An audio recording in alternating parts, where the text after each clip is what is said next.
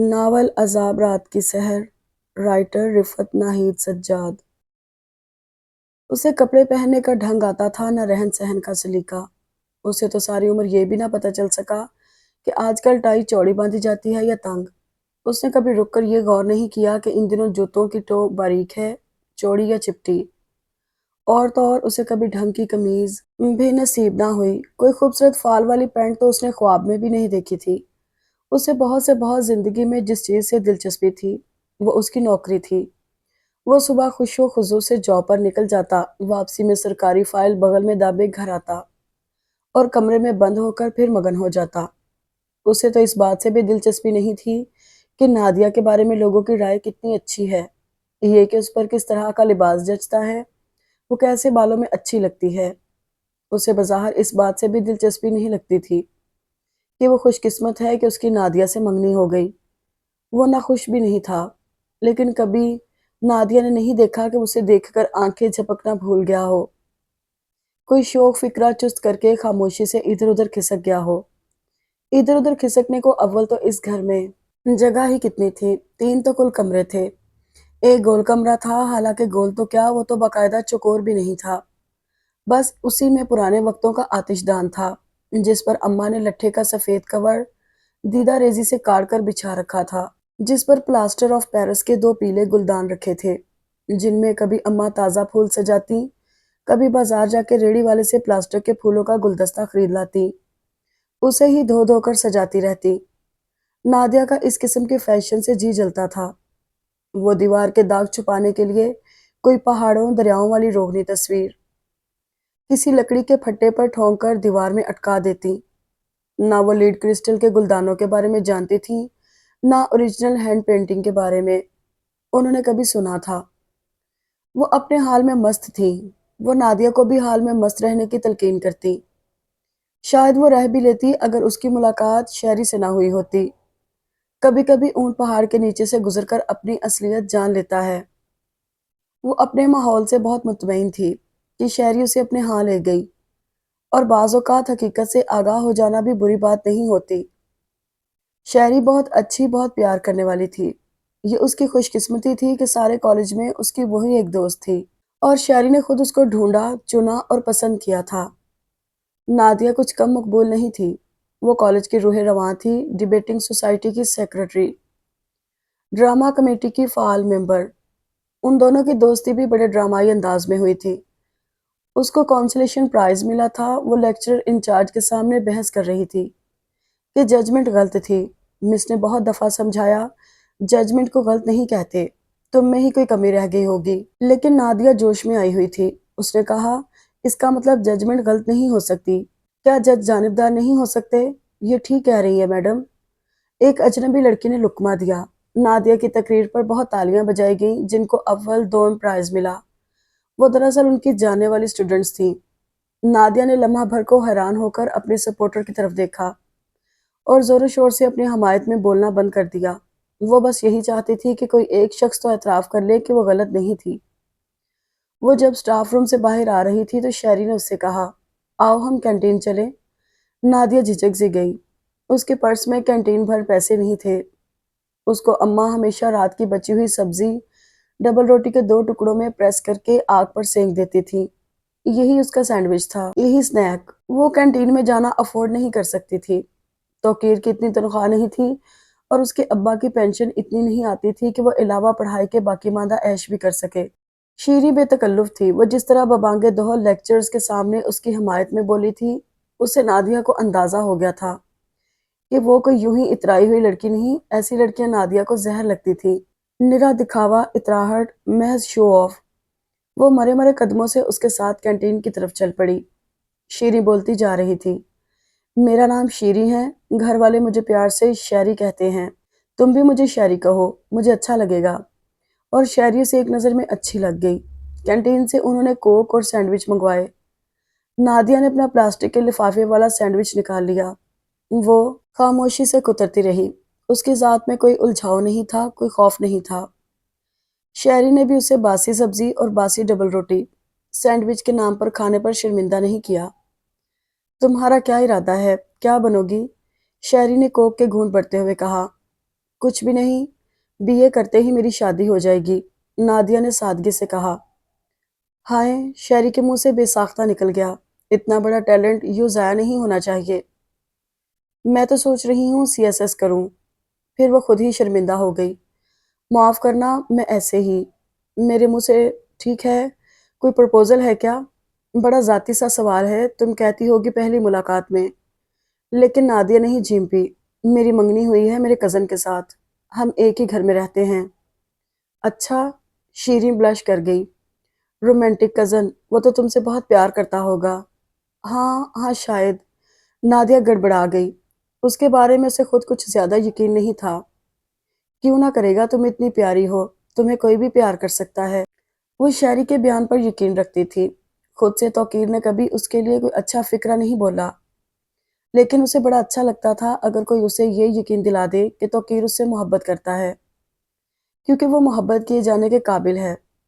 یہ سراہے جانے کی عمر بن سراہے گزر رہی تھی۔ وہ آئینہ دیکھ لیتی سو ڈھنگ سے، پھر اس کی تسلی نہ ہوتی۔ شاید اپنی صورت سبھی کو اچھی لگتی ہو، کون جانے وہ کتنی خوبصورت ہے، اور ہو بھی کہ نہ ہو سکتا ہے شہری نے اس کا دل رکھا ہو، اگر وہ واقعی پیار کیے جانے کے قابل ہے تو۔ وہ حیرت سے توقیر کو دیکھتی رہی۔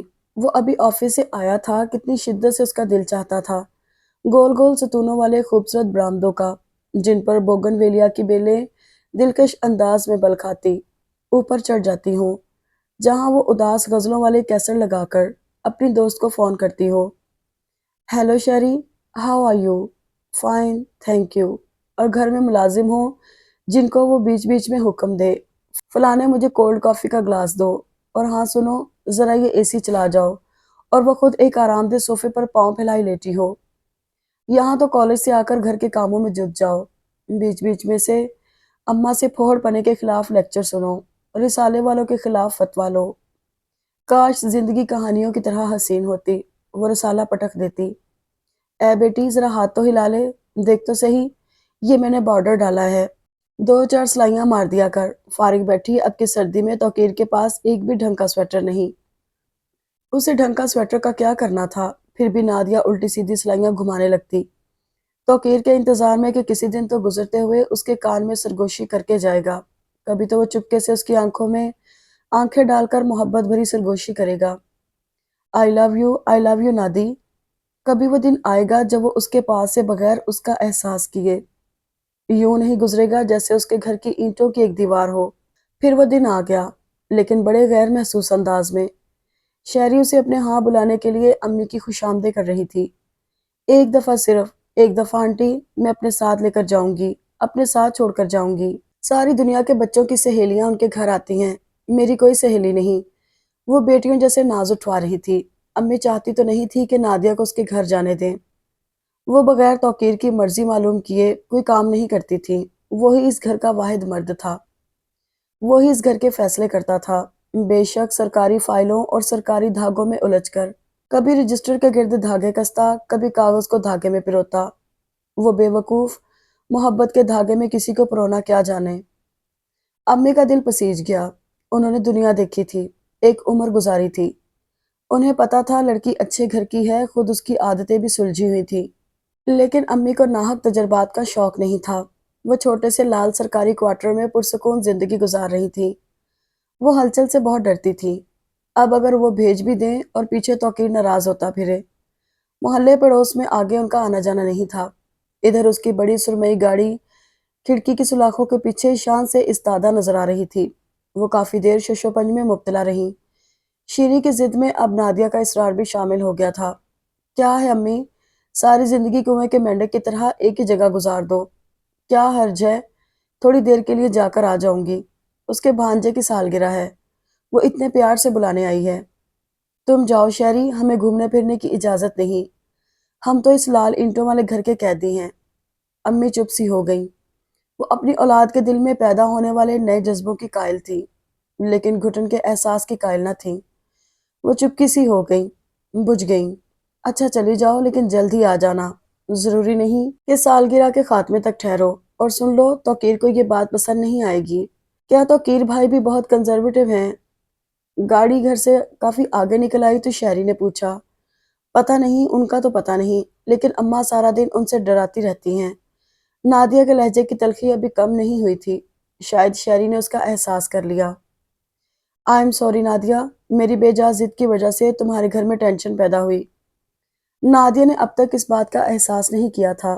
شہری کے خیال دلانے پر وہ بھی شرمندہ سی ہو گئی۔ اس نے آج تک اماں سے بے جا ضدیں نہیں کی تھی۔ وہ تو چپکے سے ہر بات مان جاتی تھی۔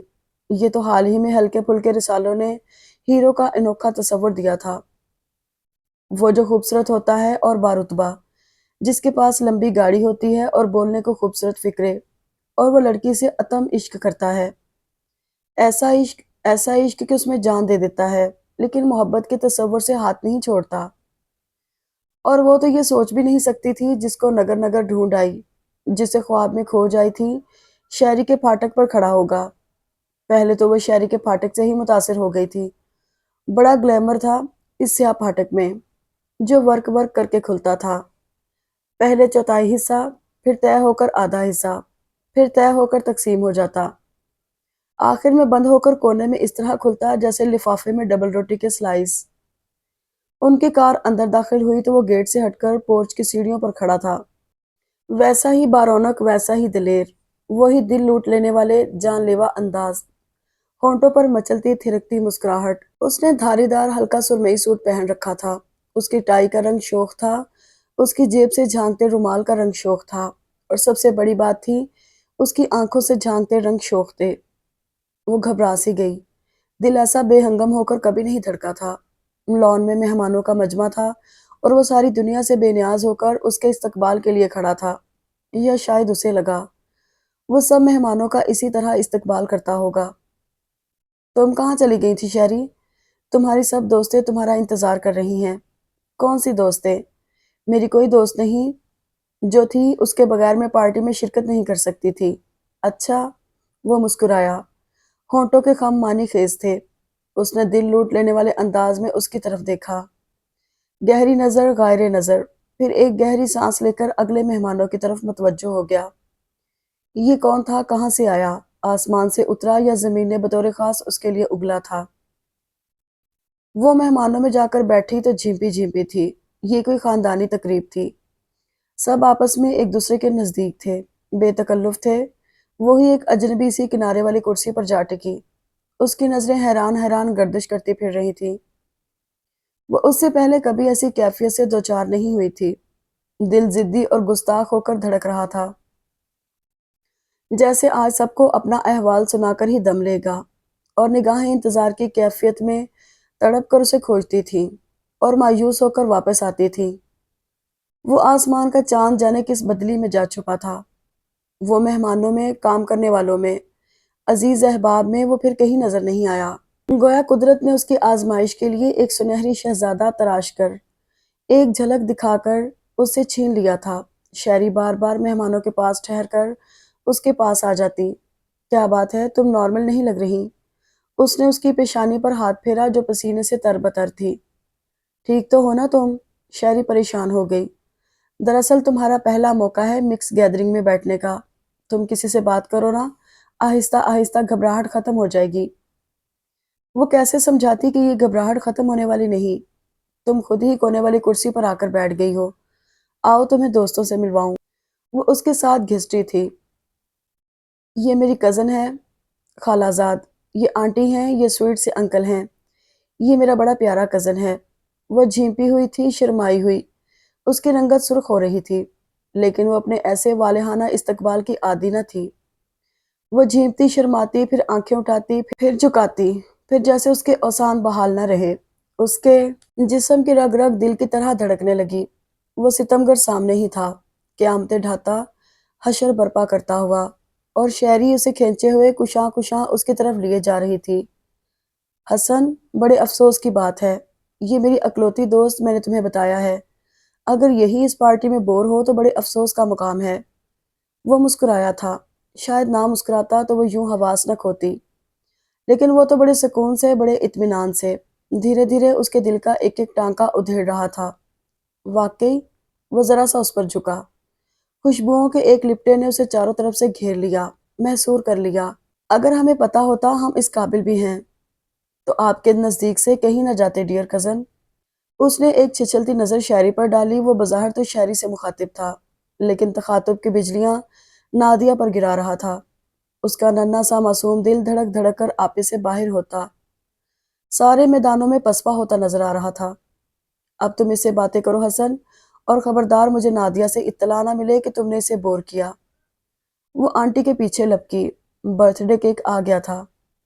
نادیہ، نادیہ، وہ جیسے ہولے ہولے لفظوں کے نغمے گنگنا رہا تھا، دھیمے سروں میں گیت گا رہا تھا۔ آپ کا نام بہت خوبصورت ہے، آپ کی طرح۔ اس نے آخری لفظوں کو ہونٹوں میں دبا لیا۔ آپ باتیں نہیں کرتی؟ ہوں، اس نے اس کی آہستگی سے جھکی ہوئی گردن کے نزدیک آتے ہوئے کہا۔ اس کی سانس کی خوشبو اس کی گردن میں لمحہ بھر کے لیے سرسرائی، پھر وہ سٹپٹا کر سیدھی ہو گئی، سرخ لال بھبوکا رنگت لیے۔ شہری جانے کہاں گئی؟ اس نے گہرا سانس اندر اتارتے ہوئے کہا۔ کاش ہم شہری ہی ہوتے۔ وہ سرگوشی میں گنگنا کر ادھر ادھر ہو گیا۔ کیک کاٹا جانے والا تھا، مہمانوں کو میز کی جانب پکارا گیا۔ وہ جوک در جوک جا رہے تھے۔ سلو شہزادوں ایسی ٹوپی پہنے، ہاتھ میں سجی ہوئی چھری لیے کیک کی کٹائی کا منتظر تھا۔ سروں میں سر گھسائے لوگ سلو کے کیک کی کٹائی کا منظر دیکھنے میں محو تھے۔ جانے شہری کہاں کھو جاتی تھی بار بار۔ مہمانوں ہی میں سے کسی نے اس کا بازو کھینچا۔ آئیے نا، کیک کٹتا دیکھیں۔ وہ بازو سے گھسیٹ کر میز تک لے آئی۔ سلو وی آئی پی بنا ہوا تھا، اپنی بے پناہ اہمیت نے اسے بے چین کر رکھا تھا۔ وہ جلدی سے کیک کاٹے، پھونک مارے۔ اس نے محسوس کیا کسی نے اس کے بالکل برابر سر داخل کیا۔ خوشبوؤں کے جھونکے نے اسے لمحہ بھر میں سمجھا دیا کس کا سر ہو سکتا ہے۔ وہ کہیں ہٹ کر جا بھی نہیں سکتی تھی۔ اس کا راستہ رک گیا۔ لوگ ڈھیروں ڈھیر اکٹھے ہو رہے تھے۔ اوہو، ساری رونق تو یہاں سے مٹائی ہے۔ سب لوگ اس کا فکرہ کیک کی جانب سمجھ کر ہنس دیے۔ سلو نے موم بتی پر پھونک مار دی تھی۔ وہ دل کی پرشور لہروں سے جان بچاتی مجمع سے جگہ نکال کر باہر آ گئی۔ اس نے اسے فرار ہوتے دیکھا۔ سلو بیٹا، تم نے تو ہماری بھی دنیا اندھیر کر دی۔ موم بتی بجھا کر لوگ اس کی باتوں پر کہے لگا رہے تھے۔ وہ یقیناً معروف و مقبول رہا ہوگا۔ وہ اسے چھپ کر بھاگ رہی تھی، لیکن اب وہ کہاں بھاگ سکتی تھی؟ اس کے پاس جائے فرار تھی ہی کہاں؟ رات کتنی گزر گئی۔ وہ جاگتی آنکھوں سے پاگلوں کی طرح چھت دیکھ رہی تھی۔ کبھی اسے محسوس ہوتا کوئی خوشبو اس کے بہت نزدیک ہے، بالکل بستر کے پاس، ہلکے سے نورانی ہالے کی صورت میں چاروں طرف بستر پر سایہ کیے ہوئے۔ پھر اس کی گردن سنسنانے لگتی، کبھی کانوں میں کوئی مدھر سی میٹھی سی سرگوشی گونج جاتی، پھر وہ چونک اٹھتی۔ رات بغیر سوئے آہستہ آہستہ گزر رہی تھی، لیکن اپنے گزرنے کے میٹھے میٹھے نقش اس کے دل پر چھوڑتی ایسی کوئی رات اس کی زندگی میں نہیں آئی تھی جو اسے سونے بھی نہ دے، جاگنے بھی نہ دے۔ وہ کالج گئی تو اس کی آنکھیں حسین رتجگوں کی کہانی دنیا کو سنا رہی تھیں۔ آتے ہی شاعری نے اسے بازو سے تھام لیا۔ تم کل میرے گھر سے اس طرح بھاگ گئی۔ میں پریشان ہوتی رہی اور حسن بیچارہ خود اتنا گلٹی کانشیس ہو رہا تھا۔ اس نے کیا کہا تھا؟ کچھ بھی نہیں۔ وہ مجرم سی بن گئی، لیکن اس کا دل پھر دھک دھک کر کے چغلیاں کھانے لگا۔ احساس ذات کے اس تصور نے اسے کتنی طمانینت بخشی تھی۔ ایک دن میں کوئی ایسا شخص بھی آ سکتا ہے جس کے ساتھ اس کی زندگی کے کچھ راز بندھے ہیں، اور یہ راز وہ اپنی کزن تک کو نہیں بتاتا۔ وہ سوچ بھی نہیں سکتی تھی زندگی لمحوں میں اتنی بڑی کروٹ بدل لیتی ہے۔ کچھ بھی نہیں، اس نے دوبارہ اصرار کیا۔ ایک بات بتاؤ گی شہری؟ اس نے کینٹین میں اپنے سینڈوچ پر جھکے جھکے کہا۔ کل جتنے بھی لوگ وہاں تھے سب تمہارے رشتہ دار تھے؟ ہاں، تقریباً سبھی، اس نے بے نیازی سے اسٹرا منہ میں دباتے ہوئے کہا۔ اور وہ کچھ بولنا چاہتی تھی، پھر جھجک گئی، پھر اس نے منہ کھولا۔ ہاں ہاں، کہو نا، شہری نے اس کو اٹکتے دیکھ کر حیرت سے کہا۔ کیا ان میں تمہارا کوئی منگیتر بھی تھا؟ ہاں تھا تو، اس نے لمبا سا ڈرامائی وقفہ دیا، لیکن میں نے اسے تمہارا تعارف نہیں کرایا۔ بابا، میں نہیں چاہتی تم سے ملوا کر میں اپنے منگیتر سے بھی ہاتھ دھو بیٹھوں۔ وہ کھلکھلا کر ہنس دی۔ نادیہ جھیپ سی گئی۔ اسے یہ لفظ بھی بڑا پرمعنی، بڑا وسیع لگا۔ بھی جانے اسے آج کل ایک ایک لفظ میں سے موسیقی چھلکتی کیوں سنائی دیتی تھی۔ پتہ نہیں تم کیا بک رہی ہو۔ اس نے کھڑکی سے باہر پھیلے ہوئے سبزہ زاروں پر نظر کی، جہاں فرسٹ ایئر کے ٹیٹوریل گروپس کے درمیان ہاکی کا مقابلہ ہو رہا تھا۔ ہائے ہائے، جیسے پتہ ہی نہیں، پھر لال سرخ کیوں ہو رہی ہو؟ شہری ہنستے ہنستے پاگل ہو رہی تھی۔ لیکن اس کے لیے یہ بڑا تکلیف دہ امر ثابت ہوا کہ اسے توقیر سے بھی نفرت سی ہو گئی، حالانکہ وہ توقیر سے کبھی نفرت نہیں کرنا چاہتی تھی۔ توقیر نے اپنی ساری زندگی ان کے خاندان کے نام وقف کر دی تھی۔ وہ کبھی ان ماں بیٹی کو اکیلا چھوڑ کر کہیں نہیں گیا تھا۔ اس نے تعلیم حاصل کی تو ان کے لیے، نوکری کی تھی تو ان کے لیے۔ وہ صبح کو 22 کلومیٹر موٹر سائیکل چلا کر جاتا اور شام میں واپس آتا، تھکا ماندہ۔ لیکن یہ عجیب سی بات ہوئی تھی، وہ غیر شعوری طور پر اس کا مقابلہ اس سے کرنے لگی تھی۔ اسے نہ کپڑے پہننے اوڑھنے کا ڈھنگ تھا، نہ شخصیت کو سنوارنے بنانے سے دلچسپی۔ اماں الگ اس لال اینٹوں والے سرکاری کوارٹر کو چمچمانے میں جان مار دیتی۔ وہ تو یہی سمجھتی تھی کہ اسی کو سلیقہ، ہنر، آرائش کہتے ہیں۔ وہ بڑے لوگوں کو گھر میں بلاتے ذرا نہ جھجکتی۔ شہری آ جاتی تو دنیا جہان کی کہانیاں سنانے لگتی، اپنی غربت کی، اپنے ماضی کی، اپنی کم مائگی کی۔ کون سی کہانی ایسی تھی جو انہوں نے بے دھڑک اسے نہ سنا ڈالی ہو؟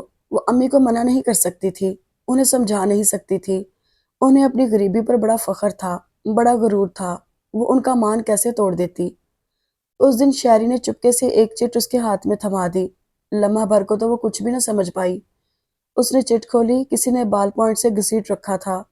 کیا ہم انتظار کرتے کرتے مر جائیں؟ عجیب معصومیت تھی، عجیب سادگی تھی۔ وہ بے ساختہ ہنس دی۔ یہ چٹھی تمہیں کس نے دی؟ تمہارے خیال میں کس نے دی ہوگی؟ شہری بے نیازی سے کہہ کر سائیکالوجی کی کلاس میں چلی گئی۔ اس کا پیریڈ فری تھا، لیکن وہ اس کو سلجھانے کے لیے لا حل معمہ دے گئی۔ کیا واقعی اس دنیا میں کوئی انتظار کرتے کرتے مر بھی سکتا ہے؟ اگر مر سکتا ہے تو آزمائش کا یہی تو نادر موقع ہے۔ پھر یہ موقع کب ملے گا؟ اس نے تہیہ کر لیا وہ اسے ملنے نہیں جائے گی۔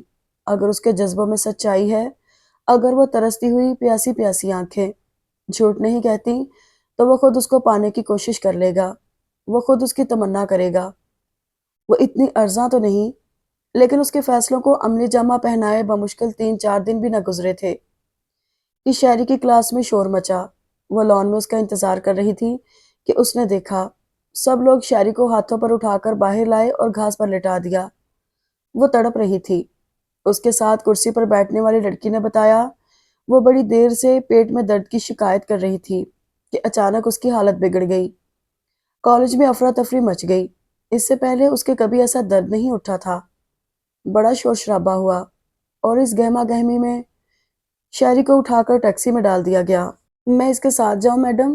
تم نے دیکھا ہے اس کا گھر؟ جی میڈم۔ ہاں پھر کیوں نہیں، جاؤ، ذرا دھیان سے جانا۔ میں تو خود چلی جاتی، لیکن میرا بچہ بہت چھوٹا ہے، مجھے جلدی گھر پہنچنا ہے۔ راستے میں تازہ ہوا کے جھونکوں سے اس کی طبیعت کو سنبھلی تو، لیکن مکمل طور پر ٹھیک نہ ہو سکی۔ وہ ہائے ہائے تو اب بھی کر رہی تھی، لیکن کم از کم اپنا وزن خود سہارنے کے قابل ہو گئی تھی۔ اتفاق سے وہ پھاٹک پر ہی کھڑا ملا۔ آپ اب آئی ہیں؟ کچھ دیر اور ٹھہر جائیں تو سوئم پر ہی آتی۔ ارے یہ شہری کو کیا ہوا؟ اچانک اس کی نظر شہری پر پڑی۔ اس کے ہاتھ پاؤں پھول گئے۔ ڈاکٹر کو بھی دکھایا؟ کیا ہوا تھا؟ اچانک پیٹ میں درد اٹھا تھا۔ نادیہ نے دھیرے سے کہا۔ پیٹ میں درد؟ پہلے تو ایسا نہیں ہوا۔ تم بھول گئے حسن، ایسا درد پہلے بھی کئی دفعہ ہوا ہے، صرف اس دفعہ مجھے تکلیف زیادہ ہوئی ہے۔ اس کی آواز میں گلہ تھا، رقت تھی، افسردگی تھی۔ واقعی حسن کو بھولنا نہیں چاہیے تھا۔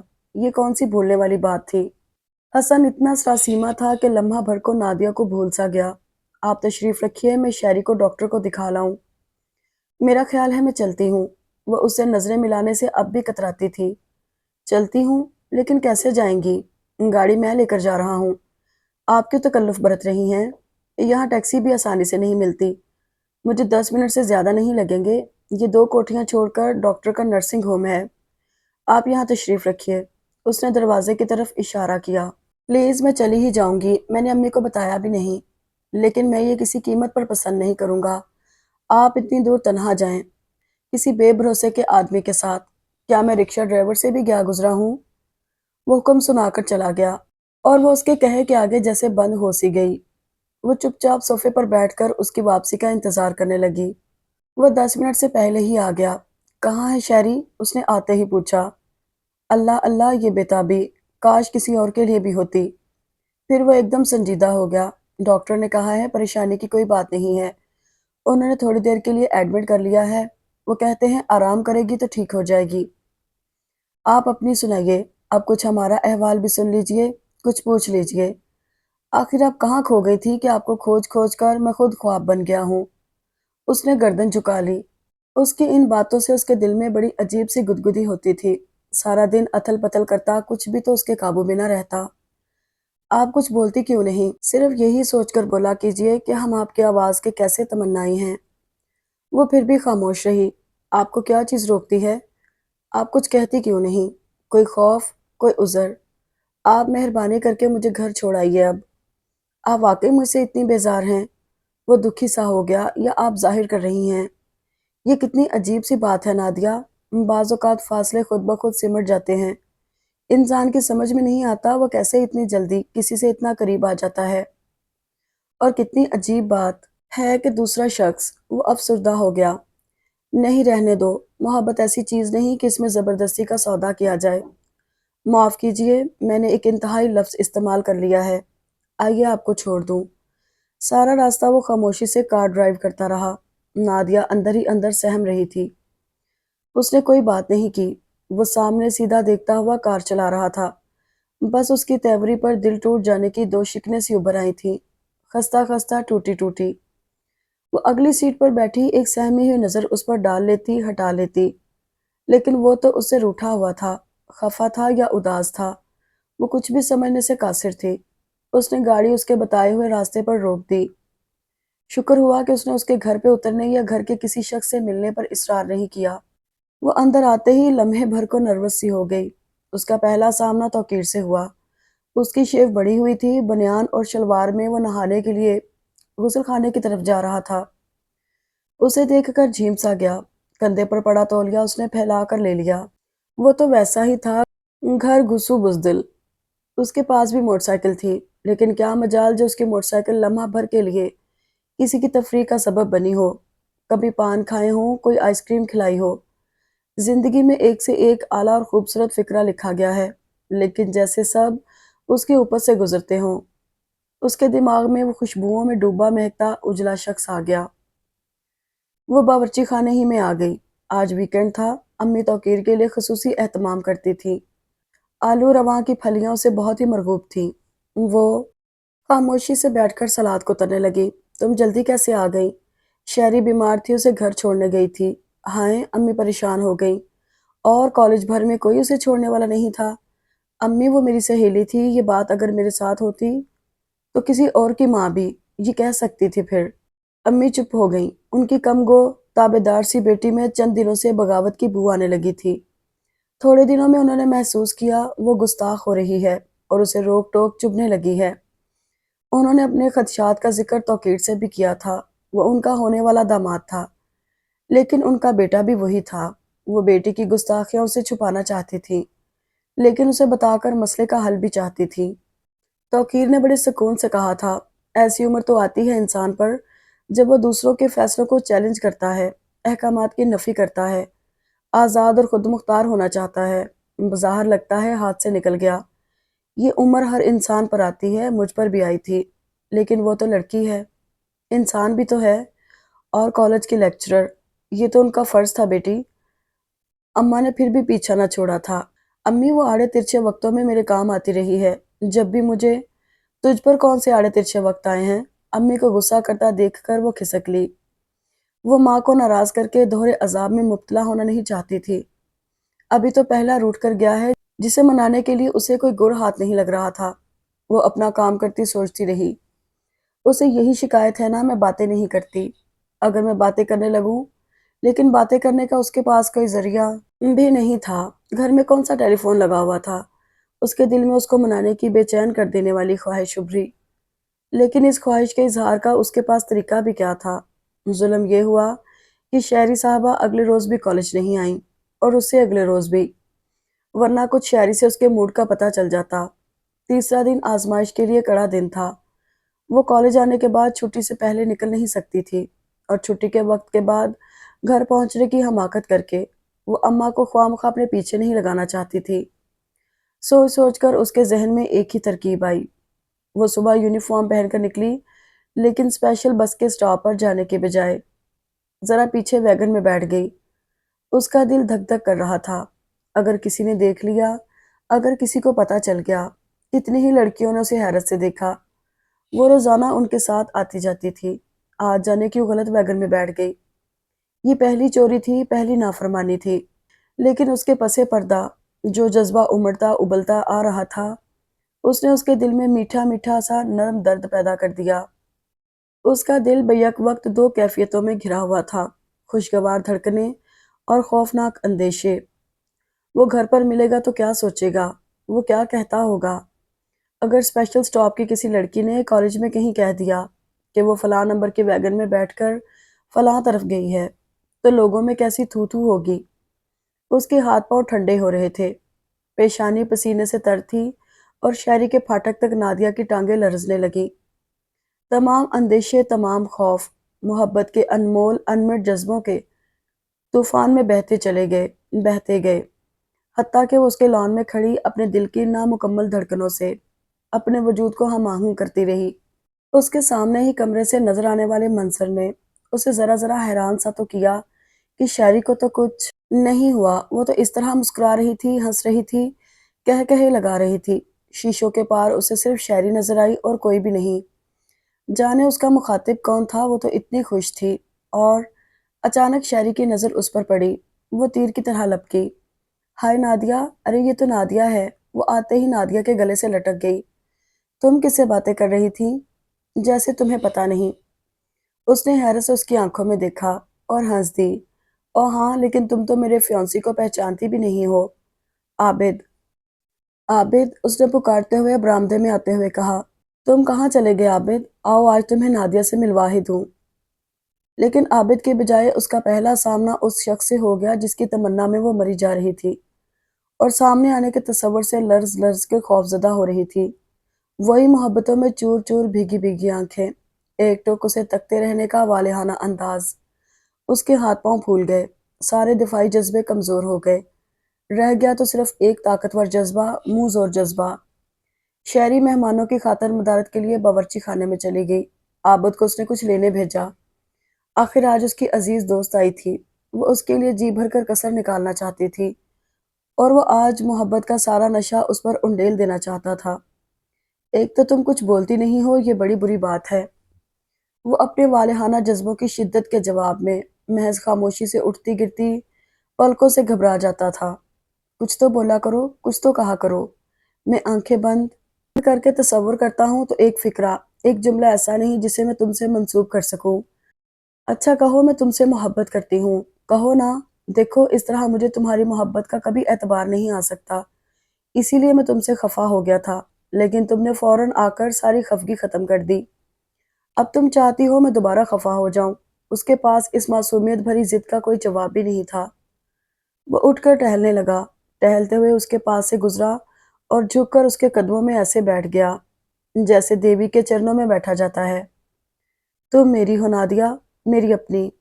تمہیں کیا چیز مجھ سے کچھ کہنے سے روکتی ہے؟ کیا چیز؟ ہو سکتا ہے تمہاری یہ کم گوئی ہمیں علیحدہ ہی کر دے۔ جب تک مجھے تمہاری محبت کا یقین نہ آئے میں بن کچھ کہے تمہاری کسی بات کا کیسے اعتبار کروں؟ وہ پھر ٹہلنے لگا، اضطراب میں، بے چینی میں، ٹہلتے ٹہلتے یکلخت ٹھٹک گیا۔ اوہ اس طرف تو میرا دھیان ہی نہیں گیا، تم یقیناً شرماتی ہوگی۔ میں نے سوچا ہی نہیں۔ واقعی ہاں، وہ مطمئن ہو کر ہنس دیا۔ شرمانا تو بہت مستحسن ہے جانم، محبت کے اظہار کے لیے تو کوئی معقول ذریعہ ہونا چاہیے۔ اچھا تم ایسا کرو، ایک کاغذ پر مجھے تفصیل لکھ دو، لیکن دیکھو یہ پہلا اور آخری موقع ہے، پھر میں تم سے بدگمان نہیں ہوں گا۔ ہاں لیکن اس میں کوئی گنجائش نہیں رہ جانی چاہیے۔ جو کچھ تمہارے دل میں ہے وہ سب کچھ۔ نادیہ کو غصہ آ گیا، لیکن اس کے پاس غصے کے اظہار کے لیے معقول الفاظ بھی نہیں تھے۔ ایک طرف تو اس کی خاطر سارے اصول تج کر آ گئی تھی اور ان نواب صاحب کے مزاج تو دیکھو۔ وہ چپکی بیٹھ گئی۔ شہری غصے میں بھری اندر آئی۔ دیکھا حسن، عابد جا کر گم ہی ہو گیا۔ ارے تو سادہ سی ہی چائے پلا دو، پلاؤ تو صحیح۔ دیکھو پھر مجھے نہ کہنا کہ نادیہ آئی تھی تو یہ نہیں کیا وہ نہیں کیا۔ وہ چائے کی ٹرے لے کر آئی اور نادیہ کے پاس بیٹھ کر پیالیاں سیدھی کرنے لگی۔ یہ شخص دیوانہ ہے، دیوانہ۔ کون عابد؟ حسن نے اسے چھیڑا۔ جی نہیں، میں جناب کی بات کر رہی ہوں۔ وہ ہنستے ہوئے چائے بنانے لگی۔ نادیہ یوں نادیہ وہ، سچ نادیہ اب تو مجھے زہر لگنے لگی ہے، جیسے میرا اور کوئی کام ہی نہیں ان صاحب سے تمہارے قصیدے سننے کے سوا۔ وہ جھیپ گیا۔ سر محفل افشائے راز نے اسے شرمندہ سا کر دیا۔ شاعری کھلکھلا کر ہنس رہی تھی۔ کتنا مکمل، کتنا بھرپور ماحول تھا، صحت مند اور تازہ تازہ، زندگی سے بھرپور۔ وہ رشک سے دونوں کو دیکھتی رہی۔ توقیر حسب عادت دیر سے آیا تھا اور منہ ٹرے میں جھکا کر کھاتا رہا۔ وہ ہڈیاں چباتا، بوٹیاں کھاتا، اسے قابل نفرت لگ رہا تھا۔ وہ کھانے پر کیسے جت جاتا تھا، جیسے گلی کا بھوکا کتا۔ ساری روٹیاں کھا جاتا، سارا سالن صاف کر دیتا، سارے آلو، ساری بوٹیاں، سارا شوربہ چن چن کر اپنی پلیٹ ایسی صاف چمکا دیتا جیسے دھلی ہوئی ہوتی۔ پانی پینے پر آتا تو گلاس کے گلاس خالی کر دیتا۔ اس کو کسی خواہش کی بھوک نہیں تھی سوائے معدے کی بھوک کے۔ اس کے دل میں نشے نہیں اترتے تھے سوائے نیند کے۔ اس نے تو کبھی نظر بھر کر اس کی طرف دیکھا بھی نہیں۔ جب سے وہ اس گھر سے آئی تھی کشمکش میں تھی، کچھ کہے یا رہنے دے، لیکن توقیر نے روٹی کھا لی تو کلی کر کے منہ ہتھیلی سے رگڑ کر پہنچ لیا۔ وہ سامنے ایسے بیٹھی تھی جیسے وہ آلو بوٹی سے بھی بے وقت کوئی شے ہو۔ وہ کھا چکا تو اس نے ٹرے آگے کھسکا دی۔ چائے، گرامر کے فقرے مکمل کرنے والے الفاظ اس کے نزدیک حقیر تھے۔ وہ بس ضرورت کے لفظ استعمال کرتا۔ جوتے، کپڑے، کھانا، چائے، پانی، ذرا چائے بنا دینا پلیز، جیسا فقرہ اس کے نزدیک تضییع اوقات تھا۔ اس دوران وہ سرکاری فائل کے گرد لپٹا فیتا کھول کر سرخ سبز مارکر سے کچھ لکھتا اور مٹاتا رہتا۔ وہ اس قسم کا آدمی ہے کہ اسے کچھ چھین لیا گیا تو اسے افسوس نہیں ہوگا، الٹا ہی اس پر احسان ہوگا۔ اسے کوئی دکھ ہونے والا نہیں۔ وہ خواہ اس کے غم میں مری جا رہی تھی، احساس شرم سے بوجھل، شرمندہ شرمندہ۔ وہ اپنے جذبوں پر کیسے کیسے بند باندھ رہی تھی، صرف اس کی خاطر نہ کہ یہ اس کے تایا کا بیٹا ہے اور ابو کے مرنے کے بعد لمحہ بھر کے لیے ہماری طرف سے غافل نہیں ہوا۔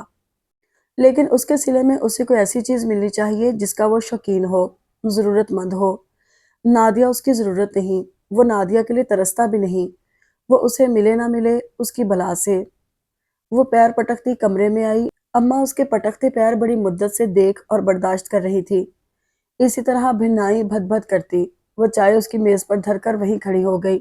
میں اس گھر کی نوکرانی نہیں ہوں، صبح کالج میں سر کھپاؤ، رات کو باقی لوگوں کی خدمت کرو۔ وہ مدت سے اسی طرح بک بک کر رہی تھی۔ جب وہ تیسری میں تھی اور ننگے پاؤں پھرنے والی لڑکیوں کے گلے میں باہیں ڈال کر جوئیں چڑھا لاتی تھی، جب چھٹی جماعت میں فیل ہو کر اپنی استانیوں کو برا بھلا کہہ رہی تھی، جب ایف اے میں اسے منگنی کی انگوٹھی پہنائی گئی تھی، لیکن اب کون سی بات ہوئی ہے جو چچی نے مجھ سے اس کا گلہ کیا ہے۔ اس نے چپ چاپ فائل کھول لی۔ رکھ دو، اس نے رکھنے کا کام پٹکنے سے لیا اور نہایت سکون سے آ کر اپنی کاپی کھول کر بیٹھ گئی۔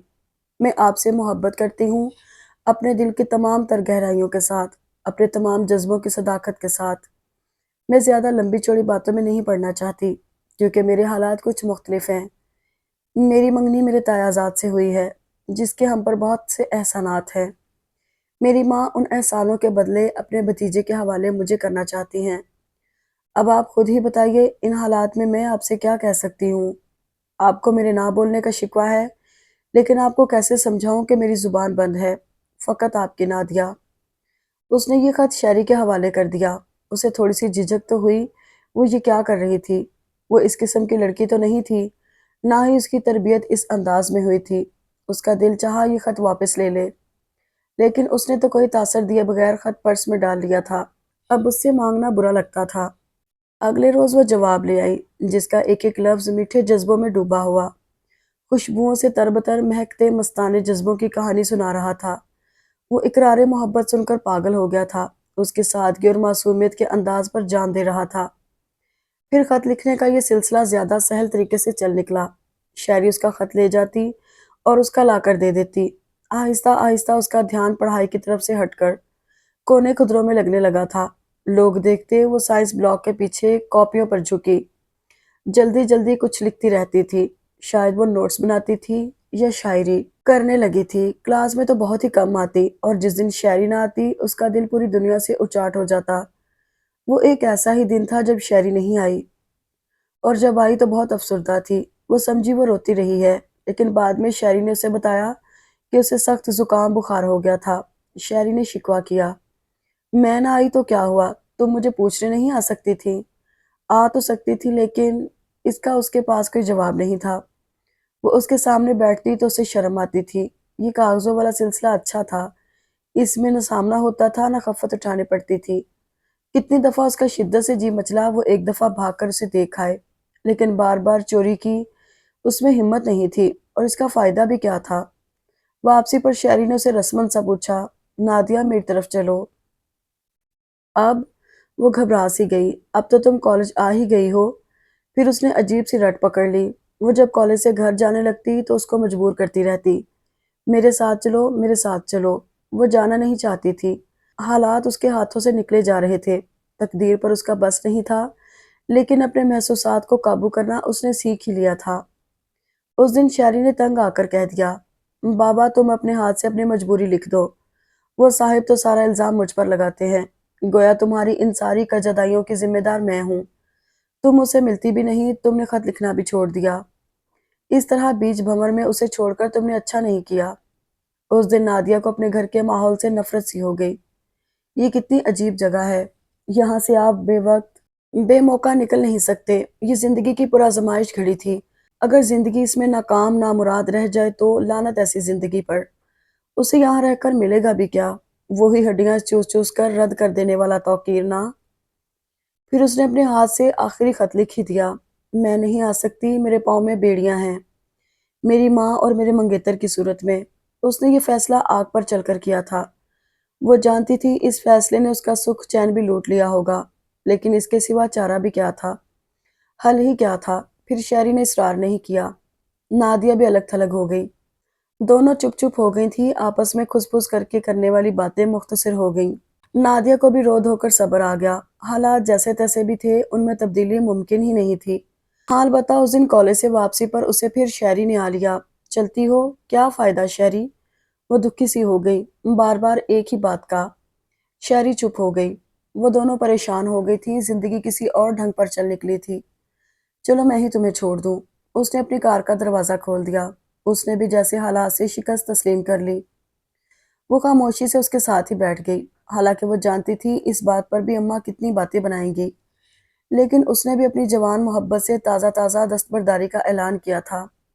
اس سے یہ ہر وقت رشتہ ہوا زخم نہ سہا جاتا تھا، نہ برداشت ہوتا تھا۔ اس میں ٹیس بھی اٹھتی تھی، درد بھی ہوتا تھا، لیکن اس نے پٹی باندھ لی تھی۔ یہی حالات کا تقاضا تھا، اس کے سوا گنجائش ہی کہاں تھی۔ ان دنوں کچھ تو وہ یوں ہی حواس باختہ سی رہتی تھی، شکستے دل سے چور چور۔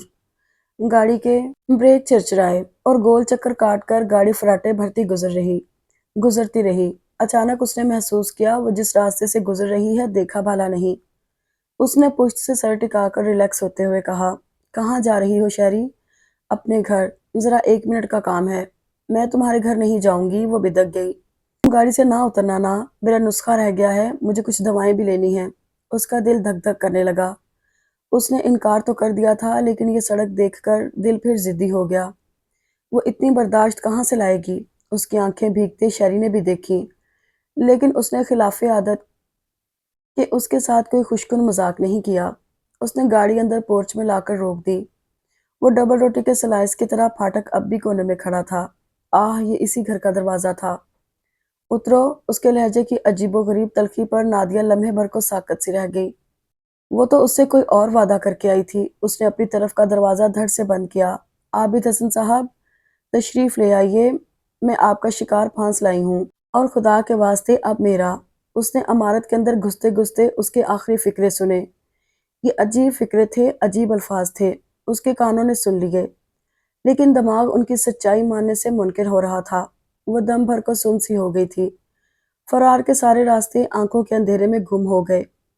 اس نے کار کے بند دروازے کو خوفزدہ نظروں سے دیکھا اور لاک ہٹا کر باہر آ گئی۔ آئیے آئیے جناب، وہ اسی طرح ہنستا مسکراتا آ رہا تھا، آپ نے تو بہت ہی ترسایا ہے۔ وہ اس کے لہجے کے بازاری پن سے چکرا گئی۔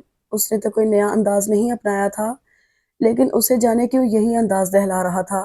وہ تو پہلے بھی ایسے ہی بولتا تھا۔ یہی ادائیں جو دل کو محبوب رہی تھیں، اب ایک معمولی سے فکرے سے کیا لرزا رہی تھیں۔ اب آ ہی گئی ہو تو اندر آ جاؤ۔ وہ ہنس پڑا۔ تم شہری کی بکواس سے خوفزدہ ہو گئی ہو میرے خیال سے، وہ جلتی ہے یوں ہی۔ وہ اسے کلائی سے تھام کر اندر لیے چلا۔ 8-10 قدم چل کر اس نے ہمت مجتمع کی۔ میں اندر نہیں جاؤں گی۔ کیوں؟ اس کے لہجے کی غراہٹ نادیہ سے چھپی نہ رہ سکی۔ میں گھر جانا چاہتی ہوں، میری امی انتظار کر رہی ہوں گی۔ اس نے پرسکون رہنے کی بھرپور کوشش کی۔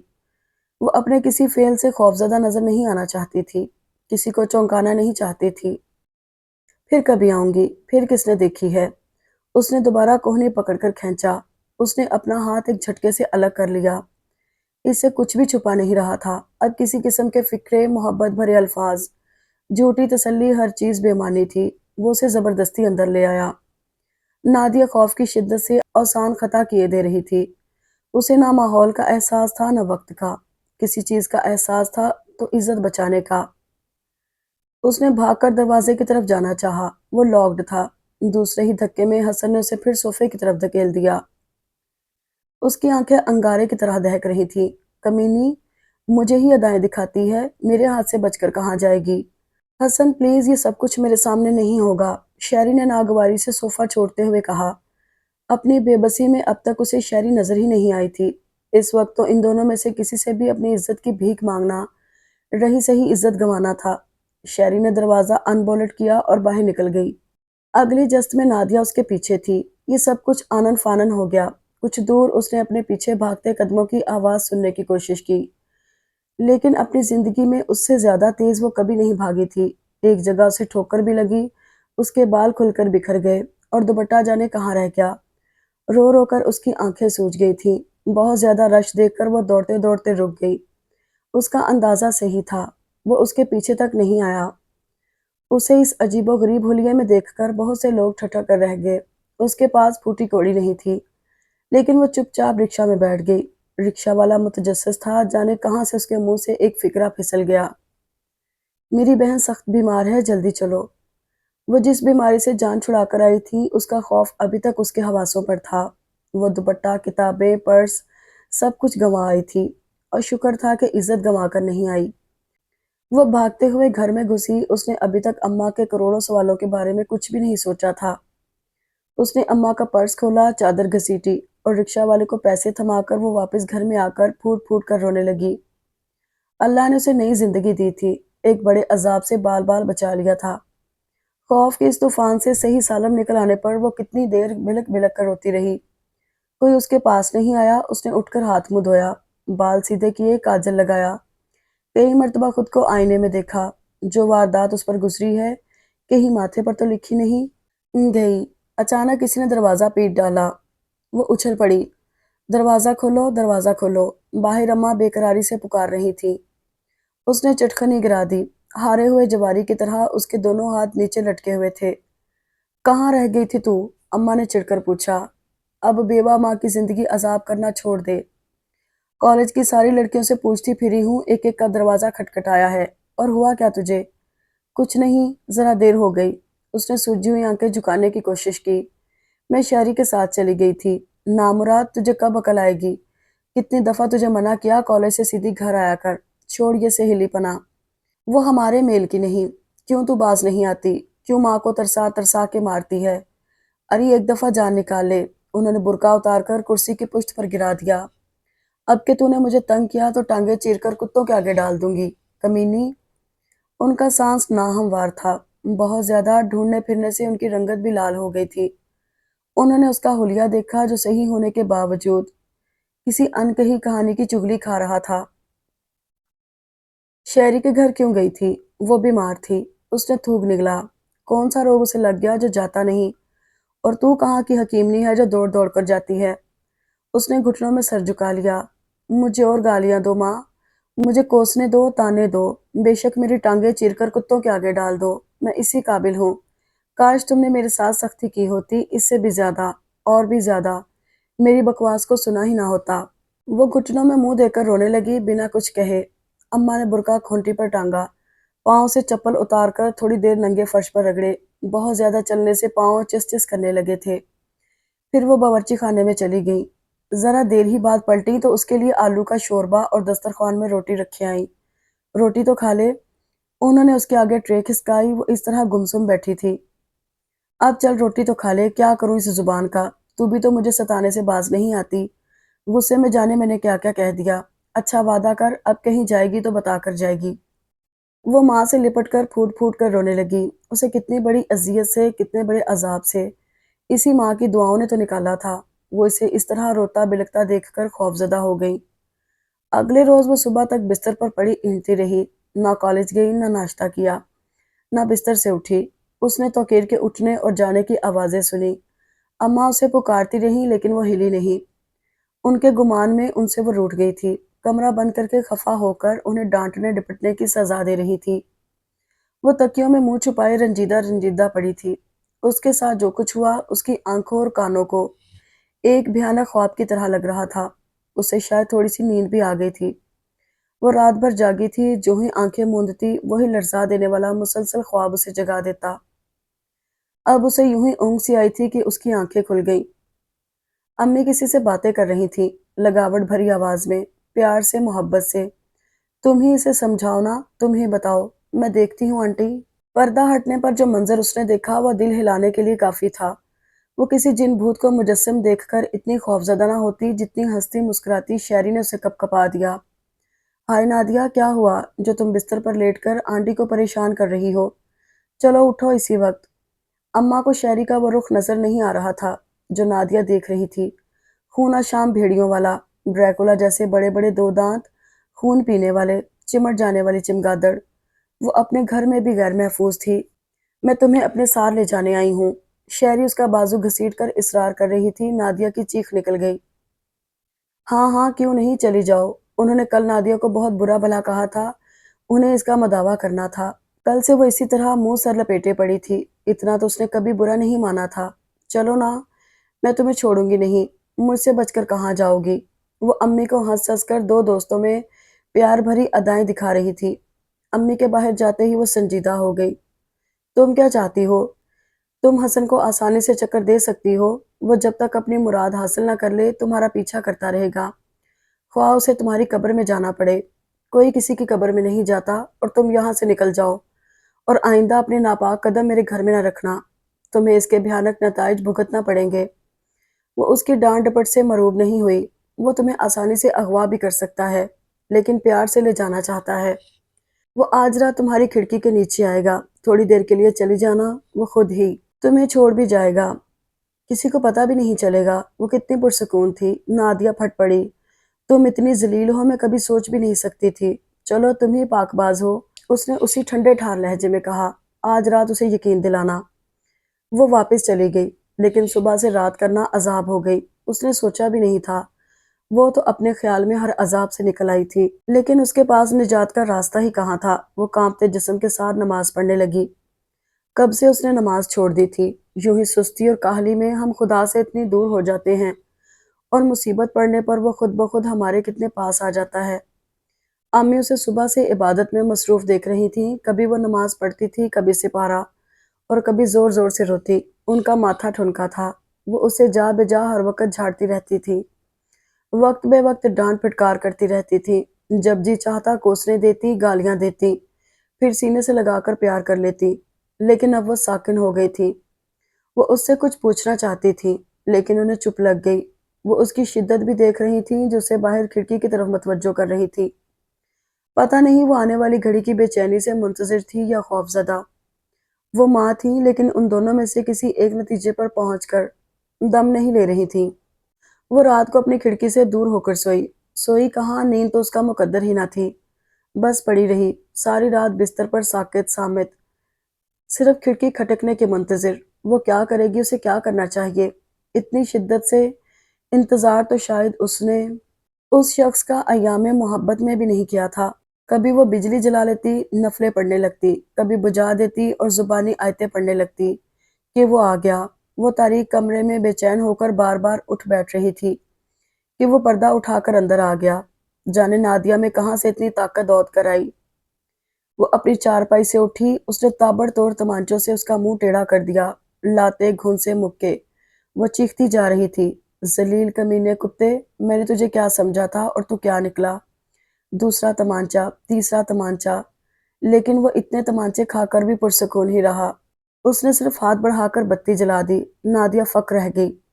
یہ توقیر تھا، وہ سن سی ہو گئی۔ اب کہنے کے لیے کچھ نہیں رہ گیا تھا۔ دونوں ہاتھوں میں منہ چھپا کر روتی رہی۔ غصے کا ایک طوفان تھا جو پچھتاوے کی نظر ہو گیا۔ وہ دونوں اپنی اپنی جگہ ساکن تھے۔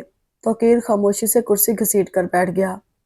اس کے عین سرہانے کھڑکی کے دونوں بند پڑ تھے۔ کرامن کاتبین کی طرح اس کا اعمال نامہ تھا میں الزامات سنانے کا منتظر۔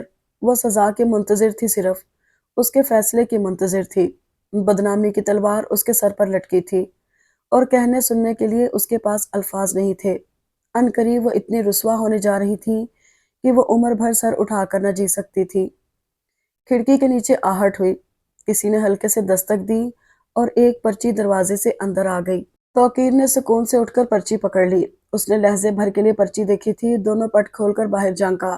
میں ہوں وہ منگیتر جناب، لائیے دیجیے۔ وہ کتنی دیر اندھیرے میں جھانکتا رہا، پھر اس نے کھڑکی کے پٹ بند کر دیے۔ بھاگ گیا۔ بس بلیک میلرز اتنے ہی بہادر ہوتے ہیں۔ وہ پرچی لاپرواہی سے پھینک کر نکل گیا۔ کتنی دیر وہ خود گمسم بیٹھی رہی۔ مردہ ہاتھوں سے اس نے کاغذ کا وہ مسلا ہوا ٹکڑا اٹھایا۔ اس پر لکھا تھا، اگر تم باہر نہ آئی تو میں سارے خط تمہارے منگیتر کو پہنچا دوں گا۔ نادیہ دوڑتے ہوئے گئی۔ وہ بے ساختہ اس کے قدموں میں جھک کر پھوٹ پھوٹ کر رونے لگی۔ یہ وہی تھا جس کی ڈھیلی ڈھالی پتلون پیروں میں لٹکی عظمت سے اٹھے ہوئے سر کے نیچے سج رہی تھی۔ وہ اس قابل نہیں تھا کہ اپنا ناپاک صحن والا سر اس کے کبھی نہ بھٹکنے والے شفاف قدموں میں ڈالتی۔ وہ اٹھ رہی تھی تو توقیر نے اسے روک لیا۔ جو کچھ ہوا اسے بھول جاؤ۔ امی سے بھی کچھ کہنے کی ضرورت نہیں۔ میں باہر کیف تم سے کبھی غافل نہیں رہا۔ میں جانتا تھا، میں نے اس لیے نہیں ٹوکا کہ شاید یہ تمہاری خواہش ہو، لیکن اب یہ تمہاری خواہش نہیں رہی۔ ہاں، چائے، میں تم سے چائے کا کہنے آیا تھا۔ وہ آنسو پہنچ کر باورچی خانے میں دوڑ گئی۔ عذاب کی وہ مسلسل رات مؤذن کی آواز کے ساتھ ڈھل رہی تھی۔